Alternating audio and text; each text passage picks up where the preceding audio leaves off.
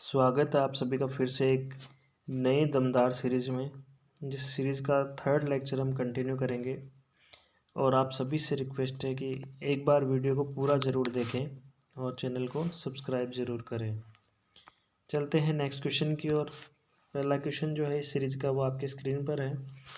वो क्या कहता है, पोस्ट बॉक्स किराए की अवधि कब शुरू होती है? Post box rental period begins.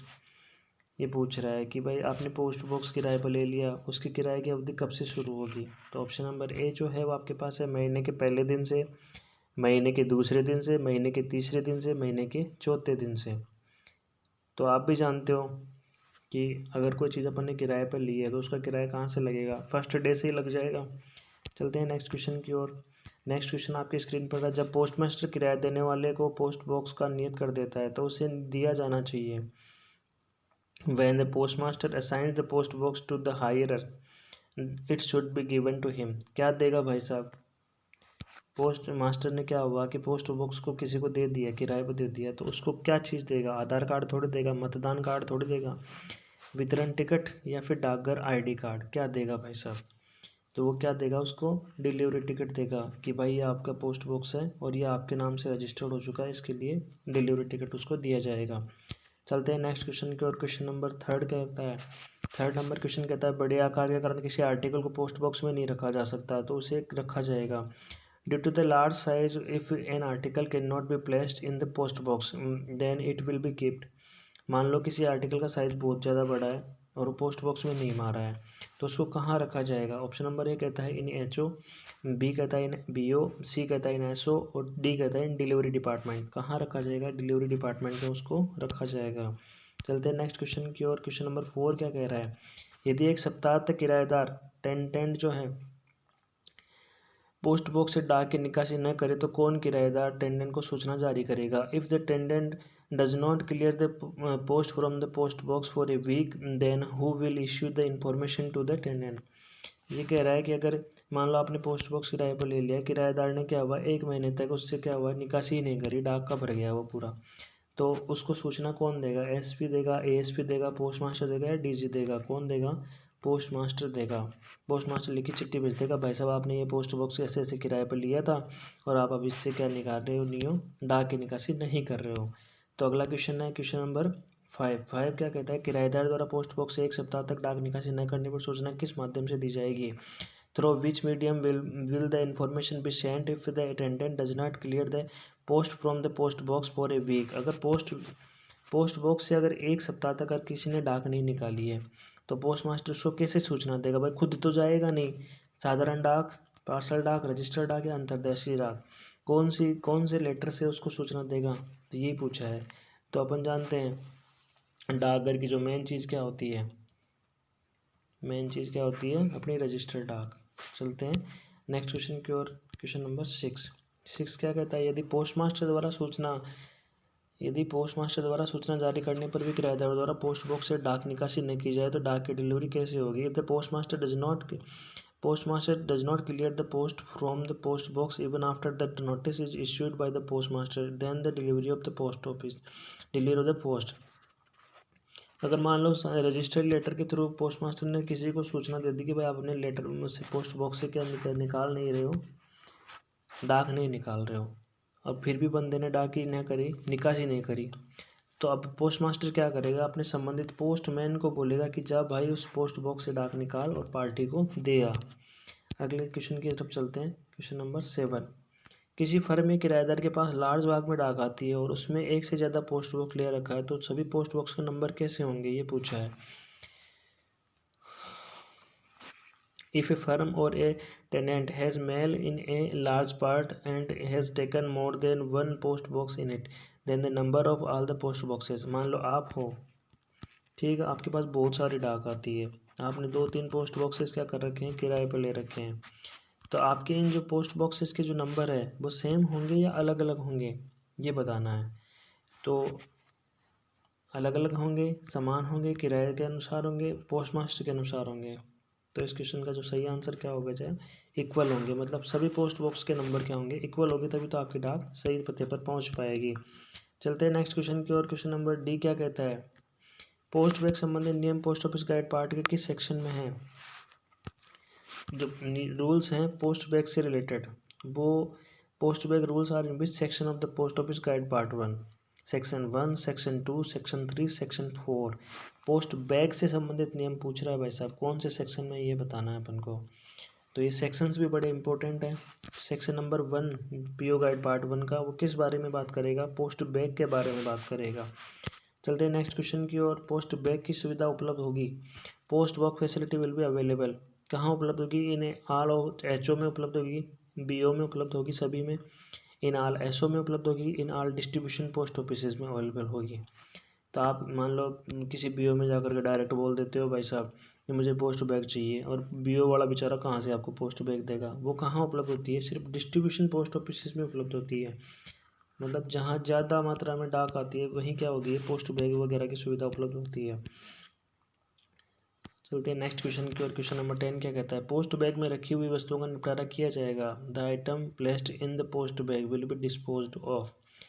Post bag में अगर वस्तुएं रखी है, क्लोज नंबर 1 के जो पोस्ट बैग है उसमें अगर मेल्स रखी है तो कौन डिलीवर करेगा, पोस्टमैन बांटेगा,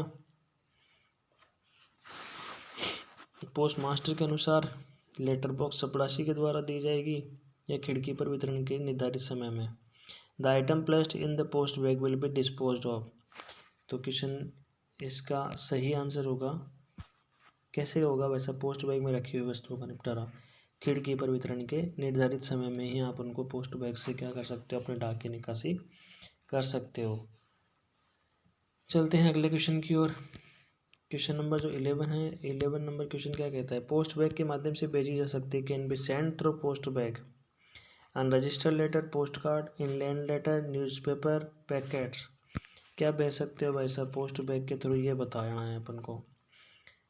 पोस्ट बैग के थ्रू आप ये जो सारी चीज़ें हैं, unregistered letter, post card, inland letter, newspaper, packet, ये सभी आप किससे भेज सकते हो, पोस्ट बैग के थ्रू भेज सकते हो।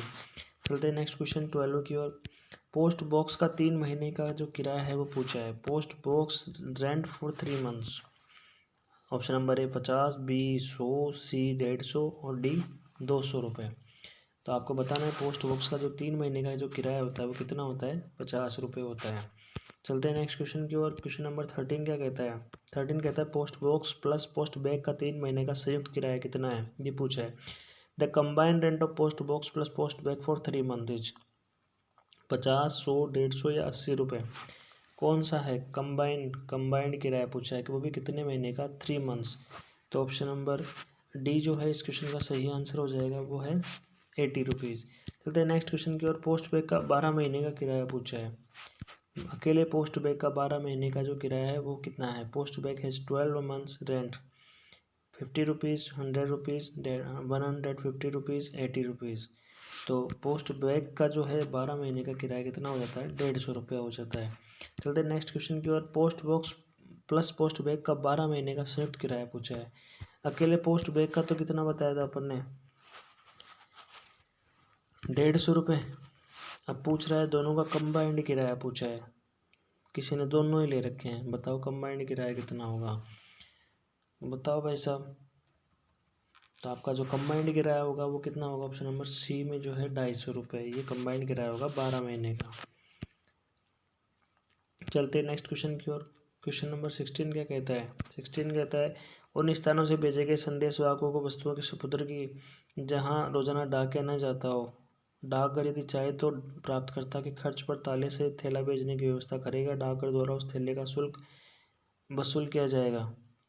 ये कहता है अगर मान लो जम्मू कश्मीर जैसा इलाका है जहाँ, और वहाँ क्या हुआ कि बीपीएम या फिर एबीपीएम डाक बांटने या पोस्टमैन डाक बांटने नहीं जाता है, तो क्या करेगा पोस्ट ऑफिस, ताले सहित क्या भेजेगा, थैला भेजेगा। तो उसके लिए उसको क्या शुल्क, मतलब क्या चार्ज करेगा पोस्ट ऑफिस, उस पर ये पूछा। ऑप्शन नंबर ए कहता है 50, ऑप्शन नंबर बी कहता है 100, ऑप्शन नंबर सी कहता है 150, ऑप्शन नंबर डी कहता है कोई शुल्क नहीं लिया जाएगा। तो क्या होगा, डाक ही नहीं जा रही है तो बंदा क्यों आपसे पोस्ट बैग लेगा, इसलिए पोस्ट ऑफिस खुद के शुल्क पे उसको वहाँ पर भेजेगा, खुद के खर्च पे डाके को वहाँ भेजेगा डिलीवरी के लिए। तो ऑप्शन नंबर डी जो है इस क्वेश्चन का सही आंसर हो जाएगा। चलते हैं नेक्स्ट क्वेश्चन की ओर। क्वेश्चन नंबर 17 क्या कहता है, यदि परिचय पत्र में इसके धारक का पूरा विवरण, उसका हस्ताक्षर और फोटो दिया होगा तथा वह जारी होने की तारीख से कितने वर्ष की अवधि के लिए वैध माना जाता है। इन द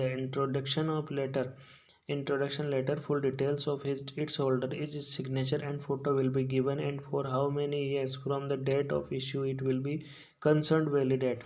पूछ रहा है कितने दिनों के लिए वैलिड होगा अगर आईडी कार्ड अगर पोस्ट ऑफिस से बनाया हुआ है तो 2 ईयर, 3 ईयर, 4 ईयर और 1 वर्ष।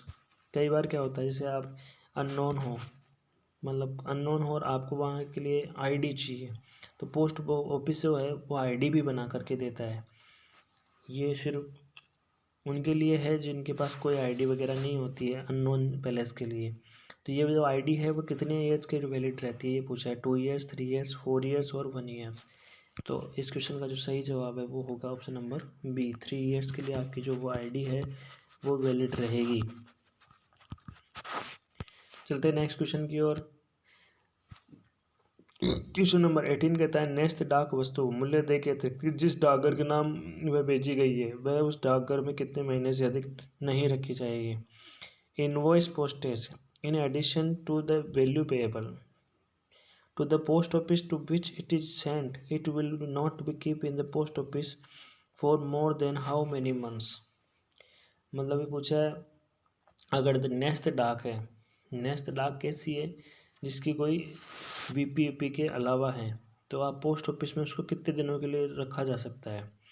नेस्ट डाक होती क्या है, नेस्ट डाक वो होती है कि भाई जब तक मांगा नहीं जाए ना तब तक उसको पोस्ट ऑफिस में रोक के रखना है, ये होता है उसका मतलब।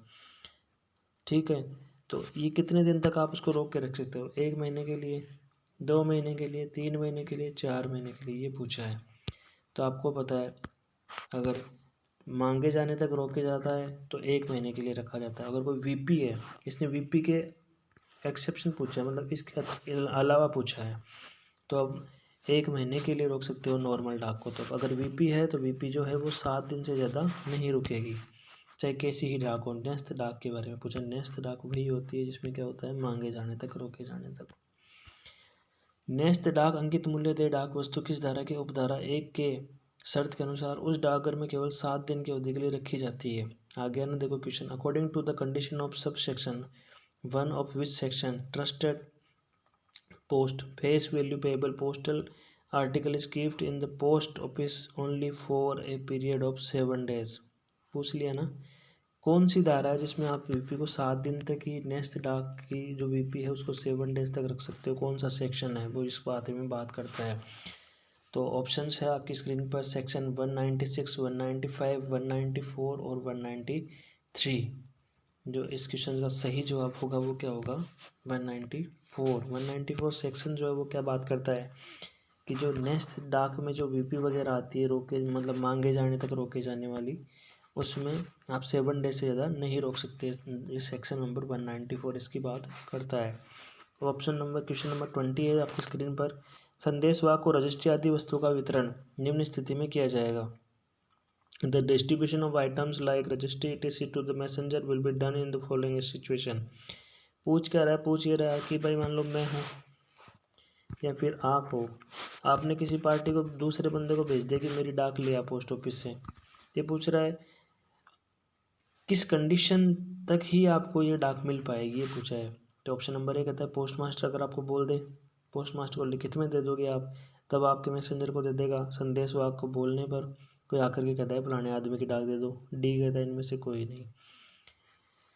अगर आपने पोस्ट मास्टर को लिखित में दिया है कि भाई मेरी डाक इस बंदे को दे दी जाए, उस कंडीशन में ही आपको मैसेंजर को जो है रजिस्टर्ड लेटर डिलीवर किया जाएगा, अन्यथा नहीं किया जाएगा।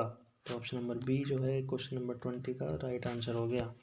चलते हैं नेक्स्ट क्वेश्चन की ओर। क्वेश्चन नंबर 21 क्या कहता है, जब कोई डाक वस्तु संचरण में हो तो उसे बीच में क्या नहीं किया जा सकता है। मान लो आपने कोई रजिस्ट्री बुक करा दी और आप बीच में कोई छेड़छाड़ करना चाहते हो, उसमें कौन सी छेड़छाड़ आप नहीं कर सकते हो। When A postal item it is in transmission vote can not B done in the middle. भेजना, रोकना और पुनः प्रेषण इनमें से कोई नहीं, और वापस करना, कौन सी चीज़ आप उसमें से वापस नहीं कर सकते हो, रोक नहीं सकते हो और उसको वापस रिसेंड नहीं कर सकते हो जब तक कोई डाक संचरण में हो या ट्रांसमिशन में हो। ऑप्शन नंबर बी जो है इस क्वेश्चन का सही आंसर हो जाएगा। चलते हैं नेक्स्ट क्वेश्चन की ओर। क्वेश्चन नंबर 22, निवास स्थान के परिवर्तन के बारे में क्या हिदायतें होनी चाहिए। What should be the instruction regarding change of residence. डाकघर को छोड़ने की सूचना, उस स्थान को जहाँ वे जा रहे हैं वहाँ की सूचना देना, सिर्फ नए पते का पिन कोड दर्ज कराना, डाकघर को छोड़ने वाले स्थान और उस स्थान को जहाँ वे जा रहे हैं दोनों की सूचना देना। इंस्ट्रक्शन के बारे में पूछा है, अगर आपने एड्रेस चेंज कर रहा है तो आपको कौन कौन से इंस्ट्रक्शन, मतलब क्या क्या सूचना है, आपको कहाँ कौन सी सूचना आपको ज़्यादा इम्पोर्टेंट है, डाकघर को आप क्या सूचना दोगे, ये पूछ रहा है। तो ऑप्शन नंबर डी जो है वो क्या कह रहा है अपन का, ये कहता है कि डाकघर को छोड़ने वाले स्थान और उस स्थान को जहाँ वो जा रहे हैं दोनों की सूचना आपको देनी पड़ेगी, वरना आपकी जो डाक है अनडिलीवर्ड कर दी जाएगी। क्वेश्चन नंबर 23 आपकी स्क्रीन पर है, बता रहा है पता बदलने की हिदायत की भाषा क्या होनी चाहिए। आपने एड्रेस चेंज कर लिया और आप पोस्ट मास्टर को लेटर दे रहे हो कि भाई मैं एड्रेस चेंज कर रहा हूँ, what should be the language of instruction of change of address. अगर आप एड्रेस चेंज कर रहे हो तो उसके इंस्ट्रक्शन की जो लेटर है उसमें आपकी लैंग्वेज कैसी होनी चाहिए, नॉर्मल, हार्ड, स्वच्छ और मधुर। द लैंग्वेज के बारे में पूछा है, किसी भाषा में आपको पत्र लिखना चाहिए। तो सही सभी जानते हैं कि आप नॉर्मल लैंग्वेज में लिखोगे तभी पार पड़ेगी, नहीं तो वो समझ में नहीं आएगा पोस्ट मास्टर को और वो आपकी डाक वापस भिजवा देगा और रोक के भी नहीं रखेगा। ठीक है, चलते हैं नेक्स्ट क्वेश्चन की ओर। क्वेश्चन नंबर 24, सैनिकों को भेजे गए अंतर्देशीय पार्सलों का पुनः प्रेषण शुल्क लिया जाएगा अगर कोई इनलैंड लेटर है। Will any redispatch fee be charge on inland parcel send to soldiers. क्या आप उनको पुनः प्रेषण मतलब रीडिस्पैच जो चार्जेस होता है वो आपसे उनसे लोगे कि नहीं लोगे, ये पूछ रहा है। यस और नो वाला क्वेश्चन है ये। तो आप सैनिकों को क्या होता है कि जो सुविधा होती है वो फ्री होती है कि आप उनका रीडिस्पैच चार्ज नहीं लोगे उनसे। चलते हैं नेक्स्ट क्वेश्चन की ओर। नेक्स्ट क्वेश्चन 25, जहाँ पार्सल रिफ्यूज और अनक्लेम्ड रूप में वापस कर दिया जाए उस स्थिति में प्रेषक से कोई पुनः प्रेषण शुल्क वसूल किया जाएगा। Where the parcel is returned as refused or unclaimed, non-reconsignment fee will be charged from the consigner। मान लो आपने कोई डाक भेजी, वीपी बुक करा दी अपने दोस्त के नाम, ये मान लो आप, और बीच में क्या हुआ, पोस्टमैन जी ने क्या करा, उस पर क्या करा, रिफ्यूज और अनक्लेम्ड कर दिया, आपका दोस्त नहीं मिला, इन्होंने आपको वापस भेज दी।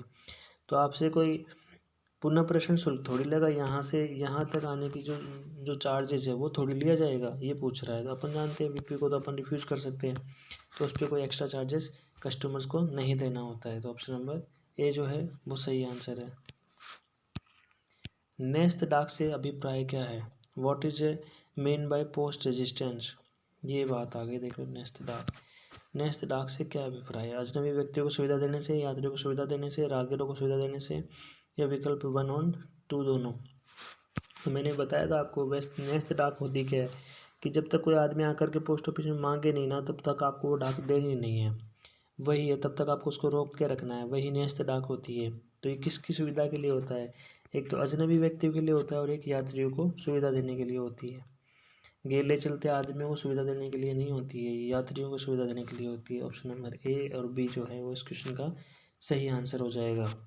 चलते हैं नेक्स्ट क्वेश्चन की ओर। क्वेश्चन नंबर 27, किसी अन्य देश में भारतीय डाकघर द्वारा गंतव्य वस्तुओं पर किए गए विनियमों के उल्लंघन एवं उसके द्वारा प्राप्त की गई अंतर्देशीय वस्तुओं पर की गई किसी कार्रवाई के लिए भारत जिम्मेदार होगा।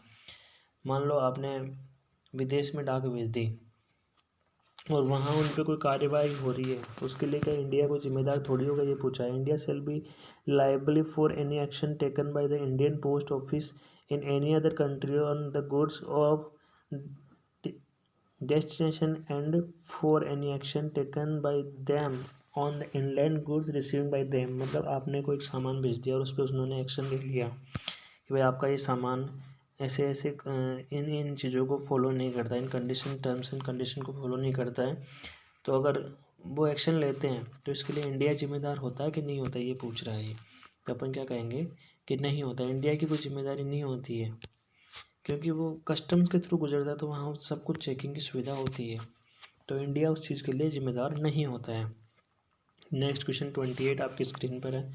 28 क्वेश्चन कहता है अगर मूल पता और सबटाइटल एड्रेस उसी डाकघर के वितरण क्षेत्र में आता हो अथवा उसी डाक नगर के भीतर पड़ता हो, ऐसे किसी स्थान को जहाँ अंतर्देशीय डाक सेवा की आती हो, पुनः प्रेषित पार्सल पर हर बार अलग डाकघर वसूल किया जाएगा जो पहले से दी हुई दर के अकॉर्डिंग है, ये पूछ रहा है। If the original address and the subtitle address comes in the same post office. to a place where the inland postal services comes every times the parcel is sent, which will be the done at the rate already given. आधे की तिहाई के बराबर होगा, आधे के 2/4 के बराबर होगा, आधे के बराबर होगा, आधे से कम के बराबर होगा, ये पूछ रहा है।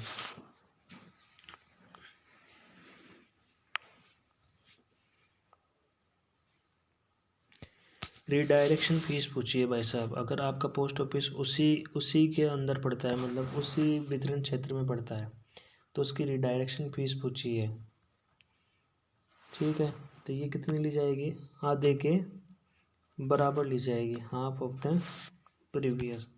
चलते हैं नेक्स्ट क्वेश्चन की ओर। क्वेश्चन नंबर 29 आपकी स्क्रीन पर है। सेक्शन 71 को छोड़कर अंतर्देशीय डाक सेवा के अंतर्गत डाकघर अधिकारी द्वारा प्राप्तकर्ता या किसी एजेंट को डाक वस्तु के वितरण होने के बाद किसी स्थान के पुनः प्रेषित की गई डाक द्वारा ऐसी वस्तु का आगामी प्रेषण किस प्रकार किया जाएगा।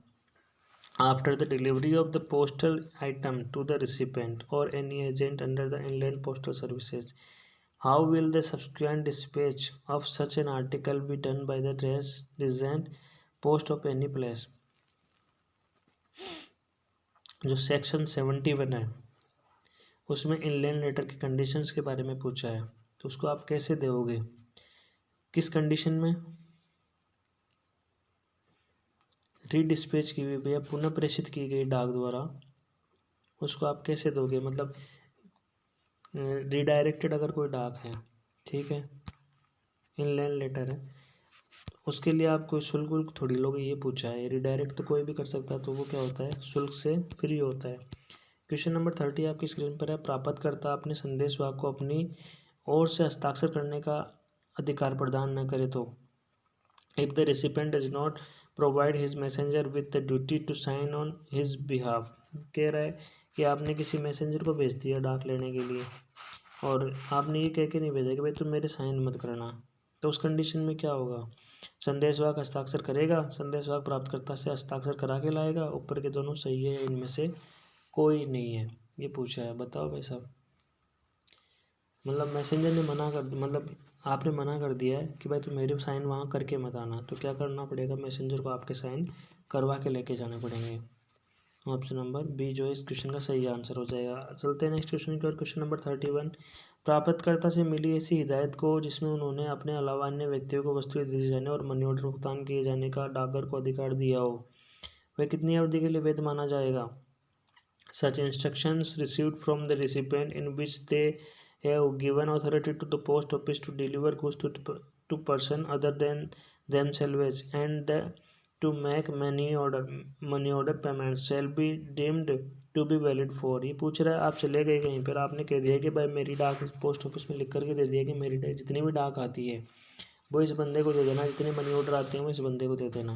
तो ये जो हिदायत है, ये जो इंस्ट्रक्शन जो आपने दिया है पोस्ट ऑफिस को, ये कितने साल के लिए वैलिड रहता है, ये पूछ रहा है। 3 ईयर्स, 4 ईयर्स, 5 ईयर और 7 years.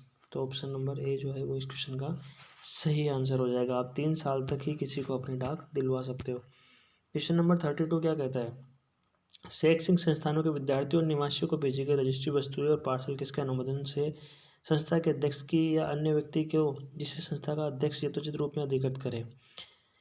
Registered article and parcel sent to students and resident of education institutions with the approval of the president of the institution or to such other person as the president of the institution में regionally authorized।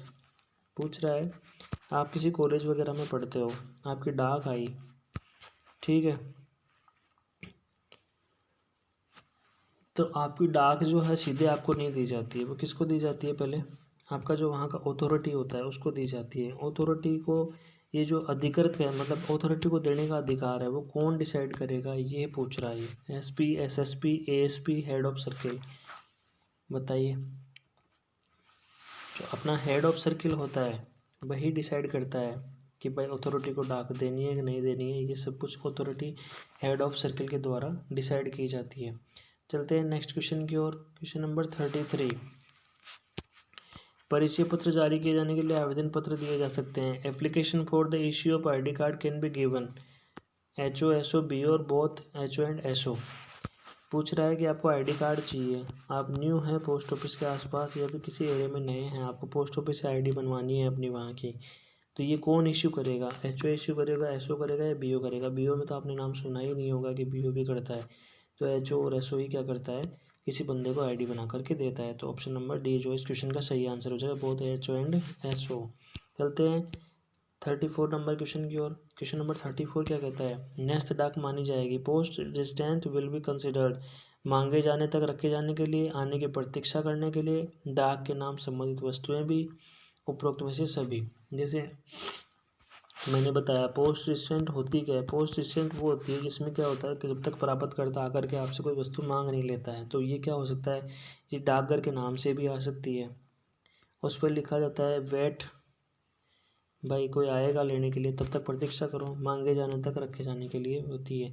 तो सी जो सभी प्रकार की जो डाक है ये कंसिडर कैसे की जाएगी? ये पोस्ट डिस्टेंट के रूप में कंसिडर की जाएगी। तो क्वेश्चन नंबर 34 का आंसर हो जाएगा डी। चलते हैं नेक्स्ट क्वेश्चन की ओर। 35 रजिस्ट्री समाचार पत्रों के अवितरित पैकेट कितने दिनों के बाद प्रेषक को सीधे ही वापस कर दिए जाते हैं?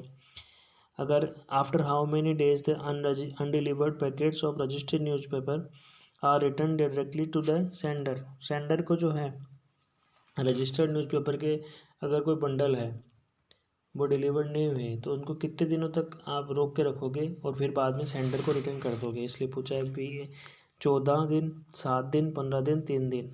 तो ऑप्शन नंबर बी जो है इस क्वेश्चन का सही आंसर हो जाएगा। आप रजिस्टर्ड न्यूज़पेपर को 7 दिन से ज़्यादा रोक करके नहीं रख सकते। चलते हैं नेक्स्ट क्वेश्चन की ओर।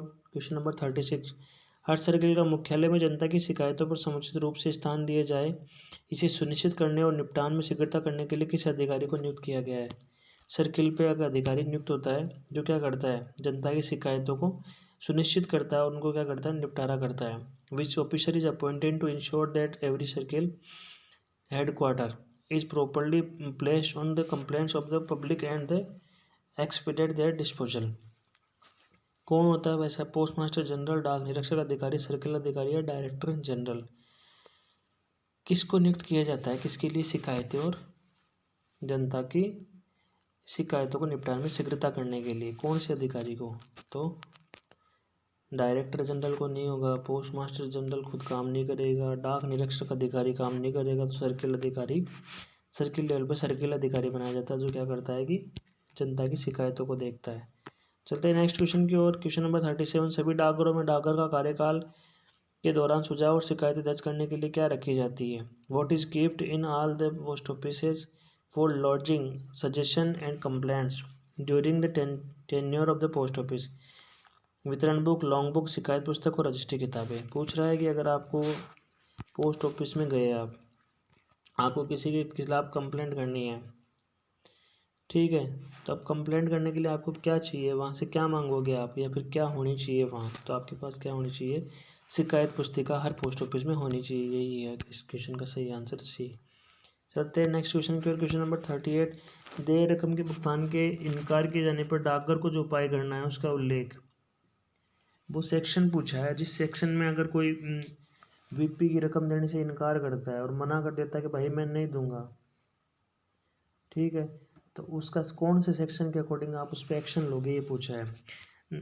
The measure to be taken by the post office in case of refusal to pay the amount due, mention of it. कौन से पीओ गाइड पार्ट 1 के सेक्शन में इसका उल्लेख है? तो सेक्शन 58, सेक्शन 56, सेक्शन 54, सेक्शन 52। जो इसका उल्लेख है वो सेक्शन 52 में है कि भाई अगर कोई बंदा वीपी ले लेता है और कहता है कि मैं तो नहीं दूंगा, तो उसके लिए 52 नंबर जो सेक्शन है वो आपको उसके अकॉर्डिंग उस पर एक्शन लेना पड़ेगा। चलते हैं नेक्स्ट क्वेश्चन की ओर। क्वेश्चन नंबर 39, मूल्यदेय वस्तु से संबंधित शिकायतें किस पर दी जानी चाहिए?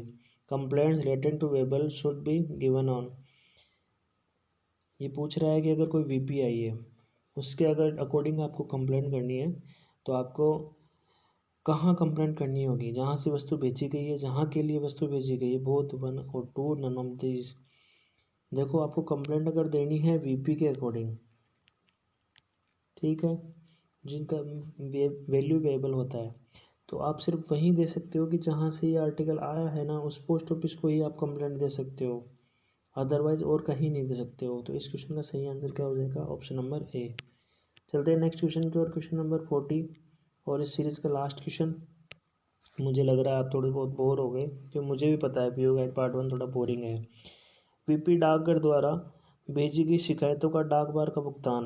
VP payment of postage for complaint send by post office. कितने दिन बाद में आप वीपी जो है डाकघर की हाथ पर बेची गई है उसका कंप्लेंट कब कर सकते हो? शिकायतों का डाक बार का भुगतान। VP payment of postage for complaint send by post office. उसका भुगतान कैसे किया जाता है ये पूछ रहा है। अग्रिम, बाद में, 2 दिन बाद, या फिर इनमें से कोई नहीं। आपको एडवांस में करना होगा उसका पेमेंट, तभी आप वीपी के अकॉर्डिंग कंप्लेंट कर पाओगे। उसका वो एक निश्चित कंप्लेंट का जो चार्जेस होता है वो आपको पहले एडवांस में पोस्ट ऑफिस को जमा कराने होगा। उसके बाद ही आप क्या करोगे, वीपी डाकघर को भेजी हुई वस्तुएं हैं उनका क्या कर सकते हो, आप इंक्वायरी कर सकते हो या फिर उनके बारे में कंप्लेंट कर सकते हो। धन्यवाद आप सभी का।